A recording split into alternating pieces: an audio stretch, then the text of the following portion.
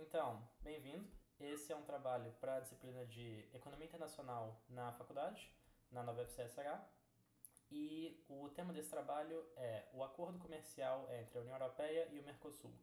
E quais são as implicações para o Brasil e quais são as implicações para o mundo desse novo acordo comercial que já está sendo desenvolvido há muitas décadas, mas que teve progresso recente em termos de aprovação por parte dos dois grandes blocos econômicos que estão envolvidos aí.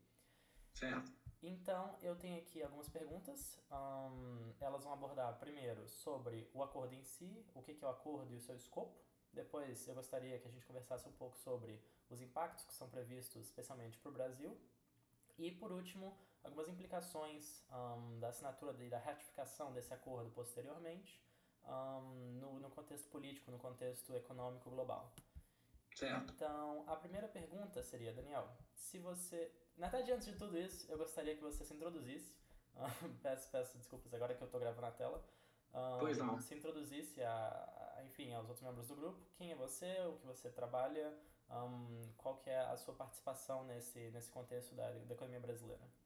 Certo. Bom, eu me chamo Daniel Ramalho Marques, eu sou economista, eu também sou bacharel em administração de empresa e fiz mestrado na área também de administração de empresa.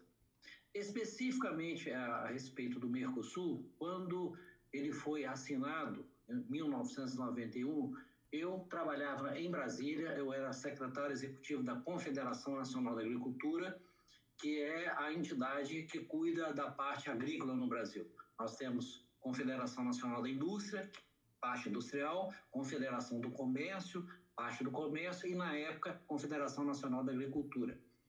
E dentro da Confederação da Agricultura, naquele ano, especificamente naqueles anos, havia uma preocupação a respeito da criação do Mercosul. Haviam alguns acordos econômicos, mas não havia uma ideia de se fazer um bloco econômico do Mercosul. E por que a preocupação na época do Mercosul? Porque nós estudamos e o Brasil, especificamente o Brasil, o único país, seria 75% do bloco, como continua até hoje.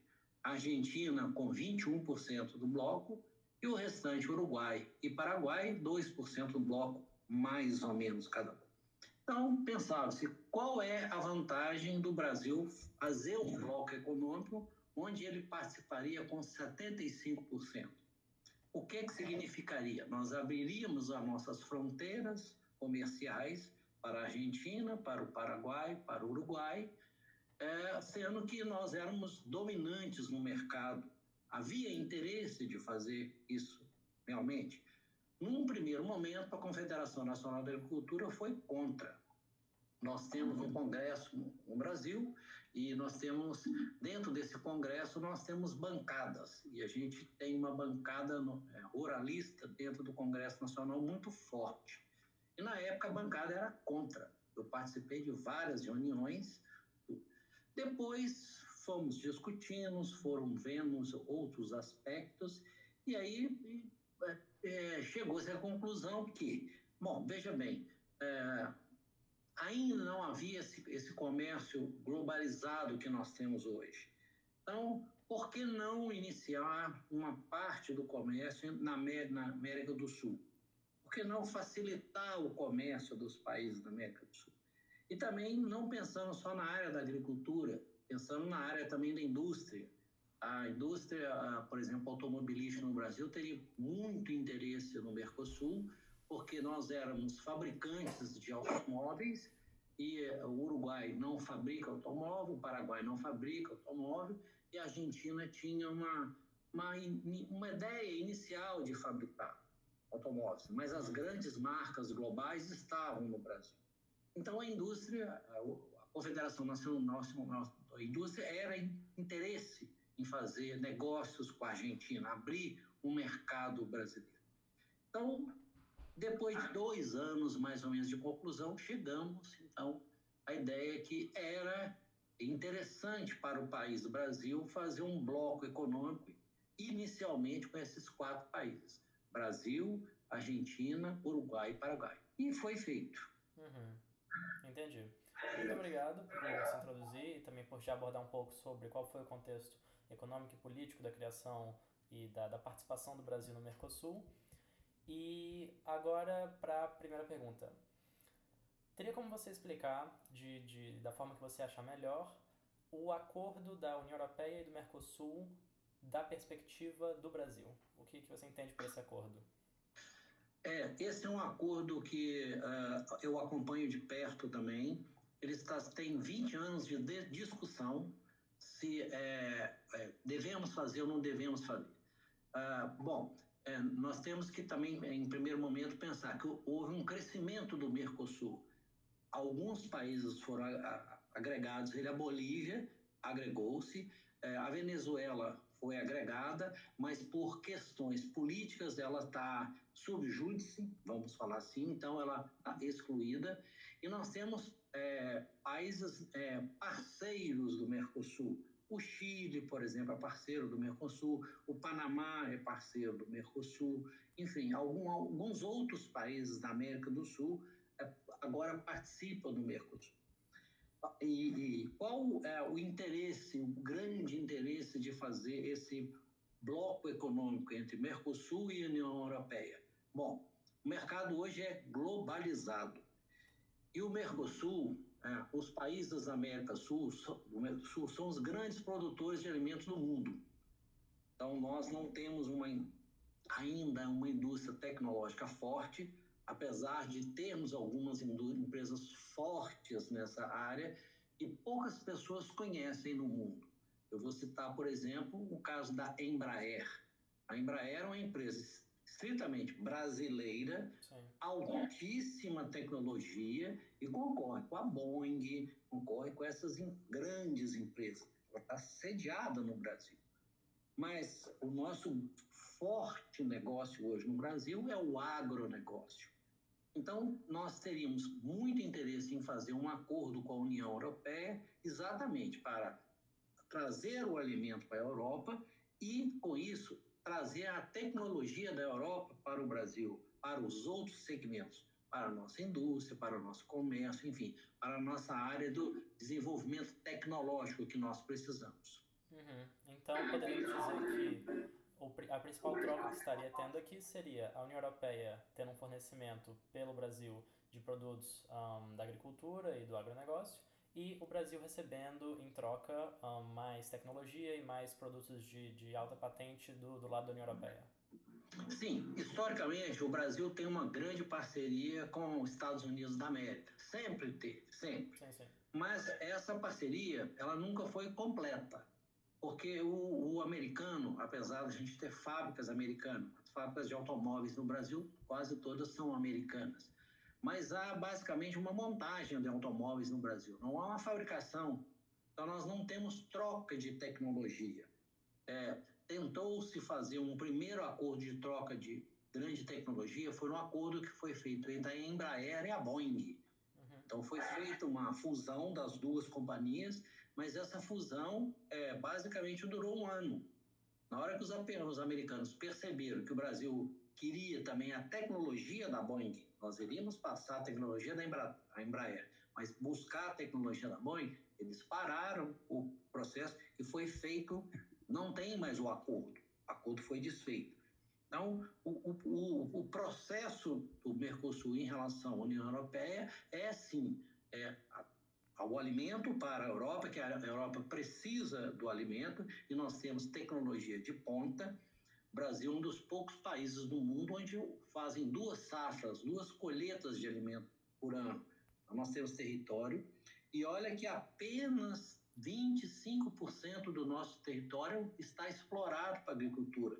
Nós ainda temos 75% a ser explorado.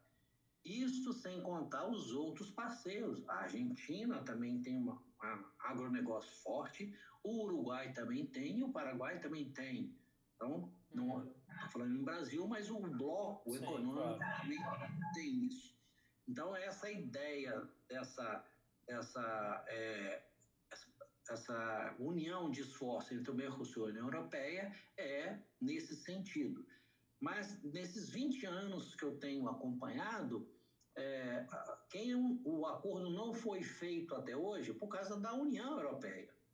Certo.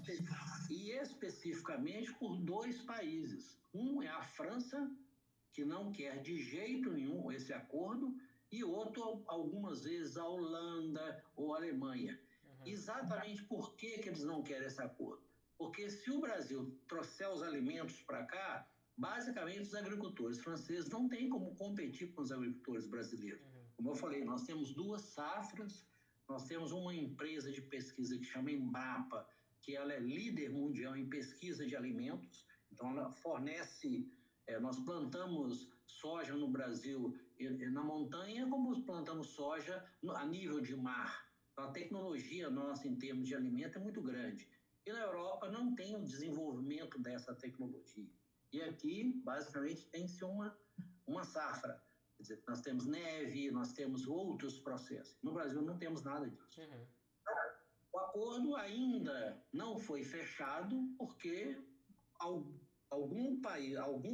dois países importantes da Europa são contra.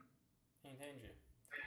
E quais você diria que são os setores da economia brasileira que seriam mais prejudicados? Nós já sabemos que a agricultura brasileira, o setor primário, seria muito beneficiado por ter esse novo mercado de exportação. Mas quais que você acha que podem ser os setores que podem ser prejudicados de alguma forma, caso o acordo fosse ratificado na sua redação atual? Olha, eu acho que nós não teríamos prejuízo. O Brasil só teria lucro em termos de ter um acordo com a União Europeia. Como eu falei, nós precisamos de tecnologia. Então, se viesse o acordo, o Brasil, as barreiras econômicas, quer dizer, quando a gente fala barreira econômica, são as tarifas. Cairiam as tarifas, o alimento brasileiro entraria aqui mais barato e a tecnologia europeia entraria no Brasil mais barata. Então, de todos os lados, tanto do lado do Brasil ou do Mercosul e o lado da União Europeia, eu não vejo grandes perdas para nenhum dos lados. Uhum. E nós temos que lembrar, Ian, que hoje o mundo é globalizado.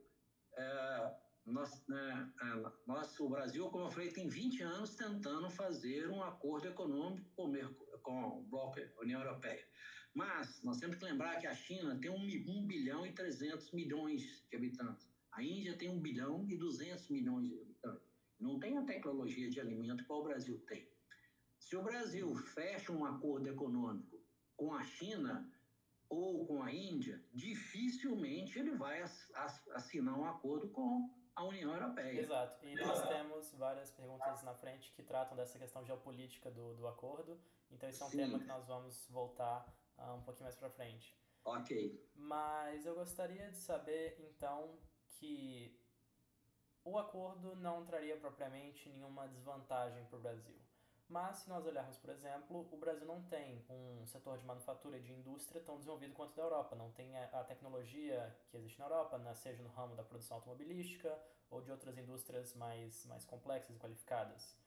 Existe algum risco de, por exemplo, isso acelerar a desindustrialização que o Brasil tem visto nas últimas décadas? O fato de que o Brasil perdeu muita indústria nos últimos 30, 40 ou 50 anos? Não, como eu falei, acredito que é um ganha-ganha. E eu posso dar um exemplo disso.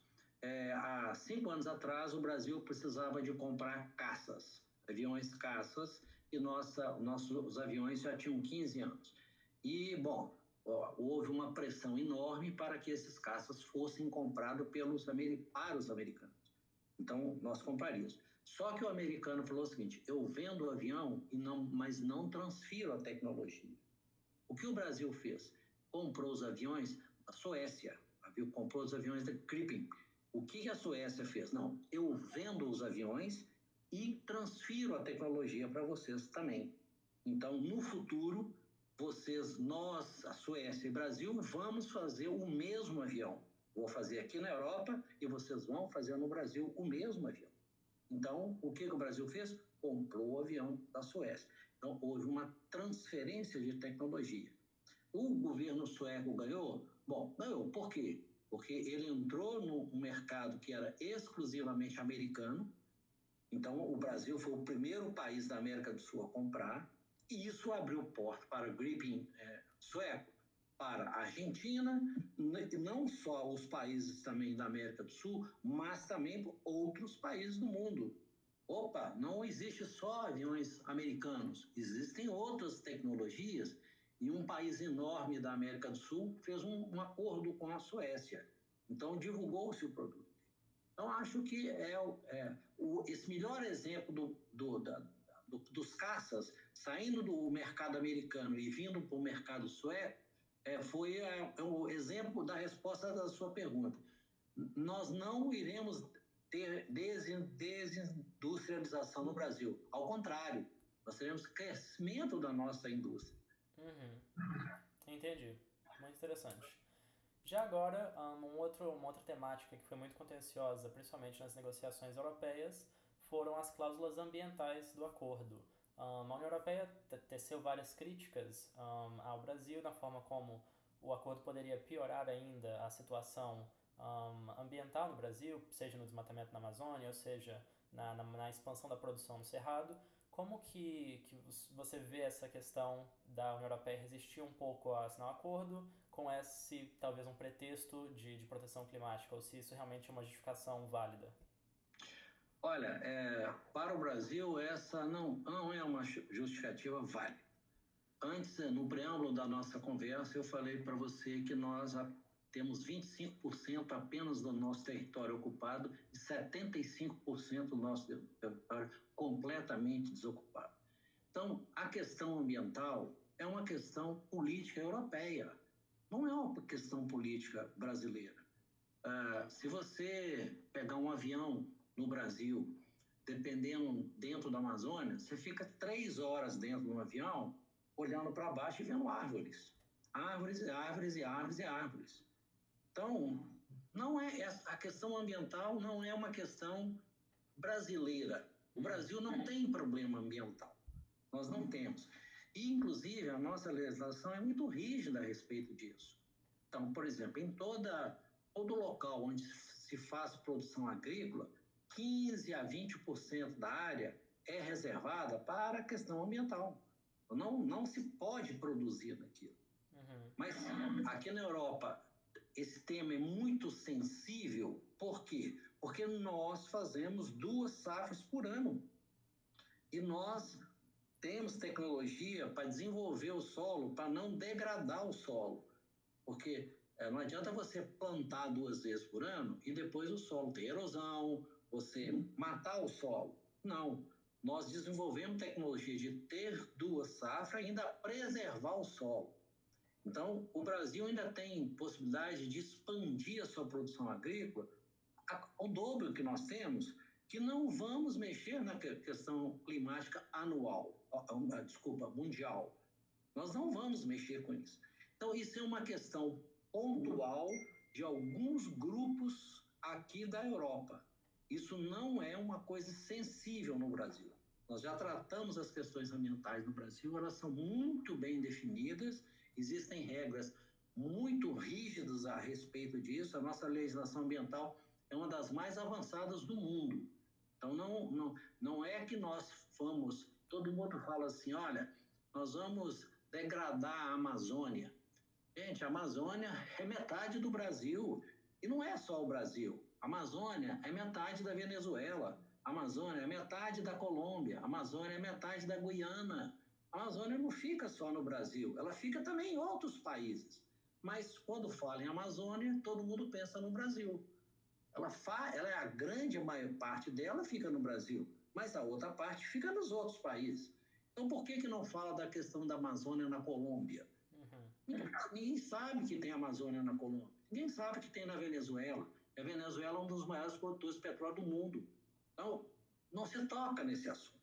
Então, mais reforçando, a questão ambiental é mais questão política europeia. Uhum. Entendi. Muito obrigado. E agora, na redação atual, você considera que o possível acordo Mercosul e União Europeia, ele é uma troca justa? Ou seja, já vimos que tem benefício para os dois lados, mas você acha que algum lado ganha mais do que o outro? Olha, todo acordo no início ele é feito onde a expectativa é que os dois lados ganhem. Então, da forma como está, eu imagino que depois de 20 anos de negociações, não fique muitas questões a criarem arestas. Claro que depois de assinar, ele pode ser, algumas questões podem ser lá na frente melhoradas. Isso é a tendência de toda cor. Mas da forma como ele está proposto agora, ele parece que é um acordo que vai ser vantajoso para ambas as partes. Uhum, entendi. Agora, voltando para a questão que nós não abordamos muito, que foi da geopolítica. Esse acordo, já em negociação há muitos anos, seria mais uma forma da União Europeia de aproximar os seus laços econômicos com o Brasil, maximizando o seu comércio entre os dois blocos, entre o Mercosul e a União Europeia. Eu sempre acabo por dizer Brasil, porque, enfim, é o principal player do Mercosul desde a sua história. Mas como que você avalia a questão da geopolítica de tudo isso, do Brasil se aproximar mais da União Europeia, em contrapartida com a China, ou com a Índia, ou com outros polos econômicos, né, desse sistema globalizado atual? Bom, como eu falei, o Brasil tem histórico de parceria grande com os Estados Unidos da América. Sempre tivemos, sempre. E nunca fomos bom de relacionamento com a Europa, muito menos com os países da Ásia. Fomos muito afastados disso, por muitos anos. Mas o mundo hoje é um mundo globalizado, né? Então, há uma tendência disso. E como eu falei, o Brasil ficou anos e anos fazendo pesquisa em termos de agronegócio, e nós, então, hoje somos líderes mundiais em agronegócio. Só para dar uma ideia, se você hoje comprar uma garrafa de laranja, suco de laranja aqui em Portugal, 80% da laranja que está ali dentro é brasileira. 20% talvez seja de Portugal ou de outro país. Então, nós começamos a ficar líderes e passamos os americanos, porque antigamente a laranja era da Flórida, né? Então, hoje nós passamos. Soja era o americano, hoje é o Brasil. Milho era o americano, hoje é o Brasil. Algodão, onde faz a roupa que a gente veste, era o americano, hoje é o Brasil. Então, e aí o Brasil descobriu que, opa, eu posso fazer acordos não só com os Estados Unidos, eu posso fazer acordo com outros países. E é o que tem feito. Isso incomodou os americanos e vem incomodando os americanos. E nós saímos do aspecto Brasil e Estados Unidos e criamos a possibilidade de ser Brasil e outros países. Então, nós saímos da esfera política e econômica dos Estados Unidos e estamos entrando agora no mercado global, que, né, o Brasil é um player global. Hoje o Brasil é a nona economia do mundo. Daqui a 1, 2 anos será a oitava economia do mundo. Então, nós somos um país economicamente forte. Então, nós estamos mudando a nossa questão de ser parceiro de um para ser parceiro de vários. Olha, quando você começa a ter parceria entre Brasil e China, bom, já temos um processo em termos de briga econômica entre os Estados Unidos e a China. Aí o Brasil vira para os Estados Unidos e fala: olha, você não é mais o meu primeiro parceiro, você é um dos meus parceiros. Agora eu tenho a China como meu parceiro. O americano, opa, peraí. Então você começa a mudar a questão aí. Aparece a Índia. Opa, o Brasil fala: olha, eu estou indo para a Índia. O Brasil agora não, eu estou indo para a África, mexendo na África. Nós temos empresas brasileiras na área de mineração que estão em vários países da África. Nós temos essa expertise na área de mineração. Pouca gente conhece isso, mas o Brasil tem um longo histórico de mineração e não é só de ouro, é de minério de ferro, de diamantes. Então, o Brasil está entrando na África dentro dessa área, está entrando na Austrália dentro dessa área. Então, nós estamos incomodando o mercado americano. Isso mexe com a geopolítica mundial. O Brasil está se, né, E vindo junto do Brasil vem o Mercosul, vem a Argentina, vem, que queira, não queira, pelo tamanho do Brasil e o tamanho da economia do Brasil, nós somos líderes na América do Sul. E estamos entrando na América Central. Então, o Panamá agora quer ser parceiro do Mercosul. Então, nós estamos entrando no Panamá. Então, cada vez mais, nós estamos incomodando o americano. Incomodando, entre aspas. Nós estamos criando um mercado independente do mercado americano. E isso é um processo que gera atritos econômicos e políticos mundiais. Uhum, entendi. E especialmente com a dinâmica Europa e Estados Unidos e, por exemplo, nas guerras tributárias e tarifárias que agora foram reiniciadas pelos Estados Unidos, que já tinham sido uma onda de tarifas que foram aplicadas em 2018 e agora uma segunda onda de tarifas, nós podemos ver que, por exemplo, o Brasil teve um tratamento preferencial pelos Estados Unidos e que não foi sujeito a tarifas tão altas quanto outros blocos econômicos, como a União Europeia ou como a China. Como que a gente pode, enfim, abordar toda essa questão da Europa e dos Estados Unidos e como os Estados Unidos agora está meio que rejeitando o comércio internacional através dessa guerra tarifária? Bom, nós temos dois aspectos aí. Primeiro, é uma política de um governo americano, Trump, que é um bilionário que está tratando o país como se fosse uma empresa dele. Então, eu vou aumentar as tarifas e se eles quiserem, paguem, não pagam. O mundo não funciona desse jeito. Tanto que muitas das tarifas que ele colocou, ele já recuou. Uhum. E vai ter que recuar, porque se ele não recuar, os países não vão negociar com os Estados Unidos. Porque a China também falou, olha, se você me colocar uma tarifa de 145%, eu também vou colocar uma tarifa de 145%. Ok. Então, esse é um aspecto que é um erro estratégico americano colocar tarifas para tentar trazer as indústrias de volta para a América. O mundo hoje é globalizado. Isso não vai ocorrer. As indústrias vão sair dos Estados Unidos e vão para outros lugares. Não tenha dúvida disso.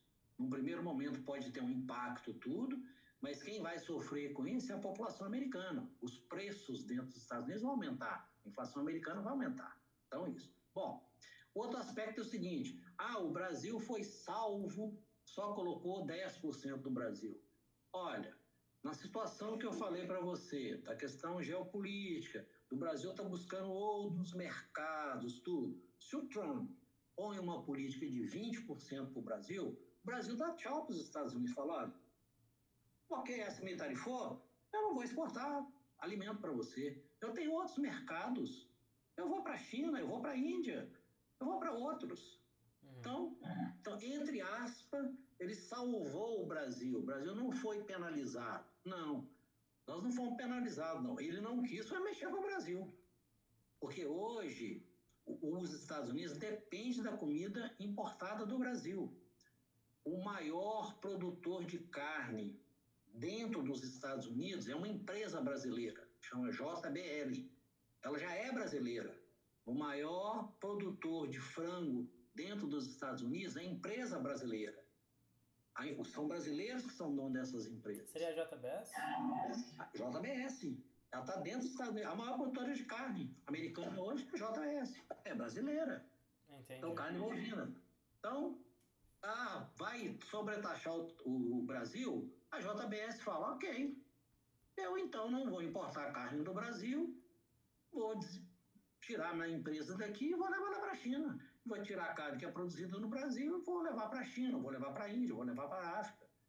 Então, foi uma questão assim, política e violenta. Ele não preservou o Brasil, ele não quis arrumar briga com o Brasil. É muito diferente. Sim. E eu acho que algo que também pode contribuir com isso é que, por exemplo, o Brasil exporta muito minério, exporta muito ferro, muito aço para os Estados Unidos, para a indústria, para a manufatura americana. Então tem essa importância muito grande. E foi uma das áreas que teve isenção completa das tarifas, que foi as exportações, por exemplo, da Vale do Rio Doce, das suas metalúrgicas, para os Estados Unidos, para o seu setor industrial. Então acho que realmente tem essa dependência. Como a Boeing quer fabricar avião se ela não tem o minério de ferro? Exato. Como a indústria americana vai crescer se ela não tem a matéria-prima? Os Estados Unidos não têm a disponibilidade dessa matéria. Nós estamos falando de uma matéria-prima, que é minério de ferro. Mas, por exemplo, hoje em dia, a questão de baterias, de carros elétricos, de celulares, se chama lítio, é o grande mineral. Brasil, nós temos depósitos minerais grandes de lítio, já foram descobertos, inclusive na Amazônia, e não está explorado. Ele está lá, o Brasil não mexe nisso. Por exemplo, há uma grande discussão agora dentro do Brasil que a Venezuela, que é um país limítrofe com o Brasil, na parte norte do Brasil. A Venezuela tem mais petróleo do que a Arábia Saudita. Imagina o quanto de petróleo tem a Venezuela. E a Venezuela, como eu falei, ela é limite do Brasil. Olha, se tem um terreno que tem petróleo de um lado, do outro lado vai ter petróleo também. É onde está o Brasil. E o Brasil está intocável isso. Nós não mexemos nessa área. Nós sabemos que tem o petróleo lá, mas ele não é explorado. Agora que está uma discussão lá no Brasil, se a Petrobras, que é uma empresa que é do Brasil, brasileira, se ela vai começar a explorar petróleo na Amazônia. Aí agora vem uma questão ambiental, que estão discutindo tudo. Mas se o Brasil entrar lá e começar a explorar o petróleo, é bem provável que o preço do petróleo vai cair no mundo. Porque uma das maiores reservas de petróleo vão ser descobertas assim, da noite para o dia. Sim, o Brasil não participa na OPEC, por exemplo, não tem uma cartelização do petróleo, simplesmente aumentar a oferta e reduzir o preço no mercado. Sim, então, por enquanto, o Brasil não tem o interesse. Então, nós somos um país enorme, né? Nós temos potencial para isso, mas voltando ao acordo do Mercosul-União Europeia, o Brasil precisa de tecnologia. E esse é o grande aspecto do fator da União Europeia. Mas ele só acontecerá se houver troca de tecnologia. Não é só o Brasil mandando alimento para cá, não. O Brasil vai mandar alimento para cá, mas a União Europeia vai mandar tecnologia para o Brasil. Não vendendo peça acabada, vendendo a tecnologia, como fazer a peça. Então, nós queremos entrar na área de microchip, nós queremos entrar na área, por exemplo, o Brasil já tem Embraer, nós temos uma empresa espacial, nós queremos lançar satélite também, o Brasil quer, nós ainda não temos essa tecnologia avançada, temos, mas não está avançada. Nós queremos, então, ter acesso a essa tecnologia para que a gente possa lançar nossos satélites e não ficar alugando os satélites americanos, como o Brasil faz hoje. Nessa área e em outras áreas nós queremos ter acesso à tecnologia. Entendi. E como você avalia a Europa abordando esse acordo como também uma garantia da sua segurança? Ou seja, já que o cenário global se torna mais instável, a Europa busca talvez uma segurança no seu abastecimento, seja agrícola, seja industrial, ou seja de mercado consumidor, nesse acordo. Como que você acha que isso pode promover a segurança na Europa? Olha, eu acho que o acordo no meu modo de pensar, é imprescindível para a Europa. Porque você pode fabricar avião, você pode fabricar satélite, tudo, mas as pessoas têm que comerem. As pessoas precisam de alimento. E nós estamos tendo uma mudança climática que a gente não sabe o que é. Né? Algumas pessoas falam que é pela alteração do homem, outras pessoas falam que não, que são ciclos mundiais, tudo. Mas, enfim, a gente vê a cada dia que passa uma quebra da produção agrícola na Europa.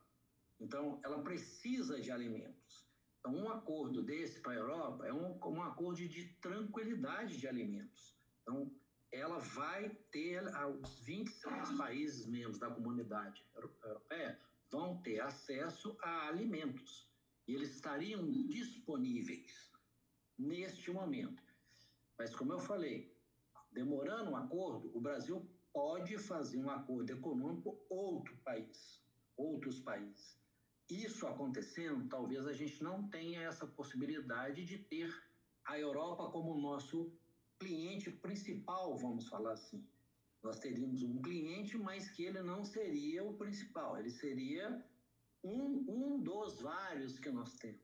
e neste momento a Europa seria o cliente principal do alimento brasileiro. Então, eu acredito que para a Europa seria uma segurança enorme ter isso. Uhum. Entendi.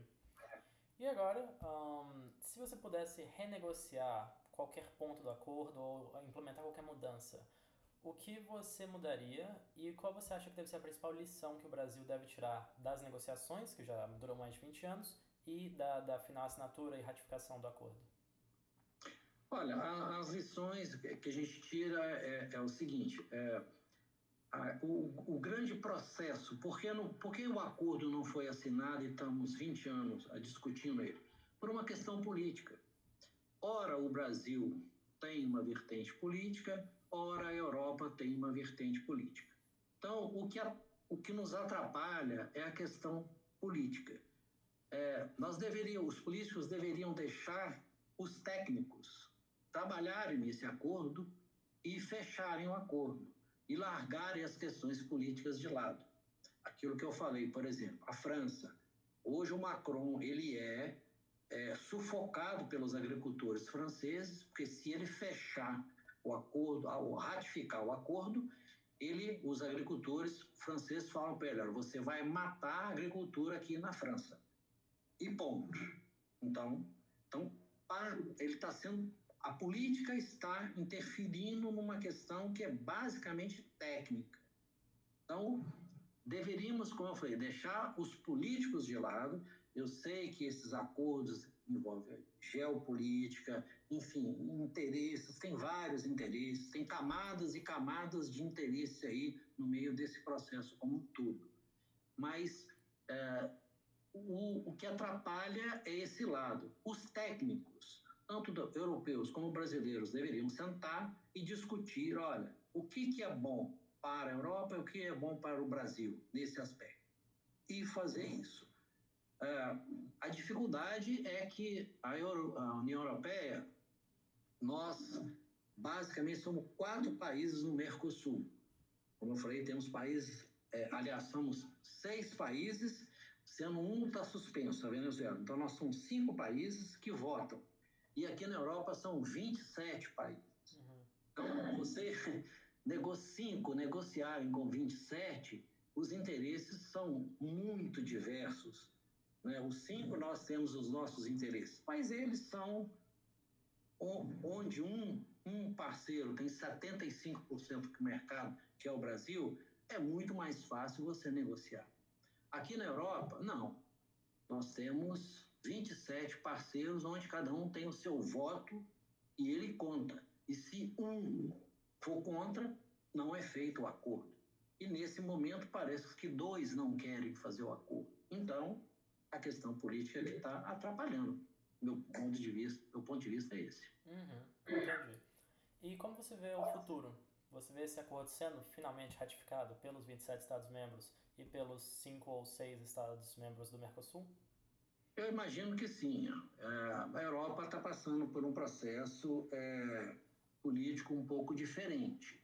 Nós temos uma virada de centro-direita na esquerda, na Europa, né? A grande maioria dos países centro-direita, depois de anos de centro-esquerda. Então, eu acho que o acordo sai, sim, porque, imagina, nós temos uma guerra dentro da Europa. É uma questão que, depois da Segunda Guerra Mundial, quem poderia imaginar ter uma guerra aqui nas portas da Europa, entendeu? E isso precisa ser resolvido rapidamente, né? E, como eu falei, a questão do alimento, as pessoas precisam do alimento. E se você vê a produção de alimentos da Europa, a cada ano que passa, ela cai.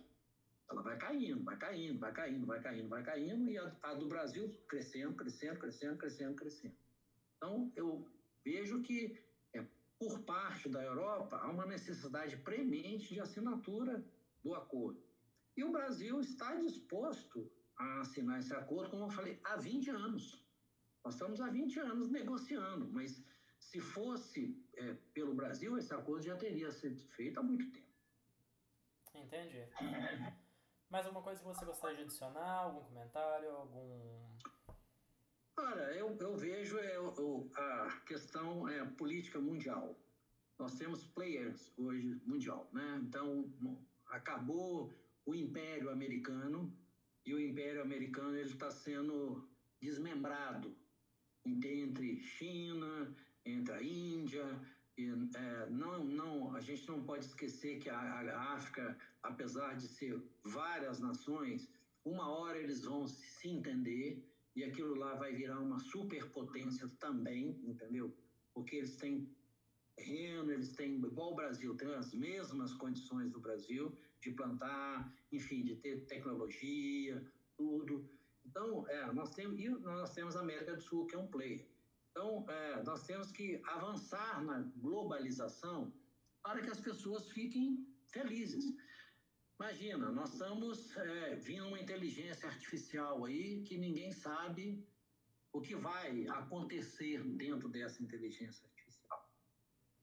Só para que você, voltando em termos de agricultura, hoje a agricultura brasileira ela utiliza a inteligência artificial de uma forma extrema. Então, quando vamos falar aqui de soja, antigamente para você pulverizar alguma coisa na soja, você primeiro era manual que fazia isso, depois passou a se fazer por aviões. Hoje em dia é um drone. Então, a quantidade de pessoas trabalhando na agricultura no Brasil vem caindo, porque nessa nossa tecnologia vem aumentando em termos de... Então, essa inteligência artificial vai tirar o emprego de muita gente, mas também vai criar oportunidade de emprego para outras profissões. As profissões como nós conhecemos hoje, elas estão se transformando. O engenheiro de 50 anos atrás não vai ser o engenheiro de 10 anos daqui para frente. Nem o advogado, enfim, qualquer outra profissão, ela vai se alterar. Entendeu? A única coisa que não vai alterar com a inteligência artificial é o seguinte: o ser humano precisa comer. Ela não altera isso. O robô não cria comida. Uhum. Ele ajuda a produzir a comida, mas ele não cria comida. Então, a comida vai ser o petróleo do futuro. Isso não tenha dúvida disso. E não tenha dúvida disso que o Brasil já percebeu isso. O governo brasileiro já percebeu isso e não vai demorar, vai endurecer as regras. Vai começar a endurecer as regras. Se não tiver parceiros que queiram jogar a tecnologia dentro do Brasil, ele vai começar a endurecer essas questões para esses países e vão virar o seu rumo para outros lados. Então, vejo que não se pode perder muito tempo nesse acordo para que a Europa não fique prejudicada, porque ela não tem outro local onde ela possa buscar alimento rápido, igual tem com o Brasil. Uhum. Entendi. Daniel, muito obrigado por participar dessa entrevista, pelos seus insights muito valiosos, pelo seu comentário, pela sua leitura e análise de todo esse processo. Será de grande contributo ao trabalho e gostaria realmente de agradecer aqui novamente pela disponibilidade e por ter participado dessa entrevista. Ok, muito obrigado, obrigado pelo convite, espero ter ajudado com o meu curto conhecimento aí, ajudado você dentro do seu trabalho e também as pessoas que assistirem esse vídeo e assim, que conhecem pouco do Brasil. Você conhece muito pouco, mas o europeu conhece pouco do Brasil. Pesquisar um pouco mais sobre o nosso país, o que o Brasil hoje representa em termos de mundo, entendeu? Qual seria a nossa participação no mundo? Porque a gente vê muito falando sobre o Brasil, sobre violência, sobre, enfim, essas coisas todas. Mas nós temos um lado no Brasil que é pouco desconhecido do europeu, que é o Brasil que produz, que é o Brasil que é 95% da população, entendeu? Que nós somos ordeiros, que nós não queremos confusão, que nós queremos, enfim, ter paz também, nós temos diálogo. O Brasil, quando fala em guerra, o Brasil não participa de guerras, quase nunca participamos de guerras, porque o nosso povo não está propenso a isso. Nós somos um povo pacífico, tudo. Então, espero que os seus amigos vendo, os seus colegas de trabalho vendo isso, interesse mais pelo Brasil e conheça mais o nosso país. Com certeza. Muito obrigado. Eu vou Obrigado. interromper agora a gravação.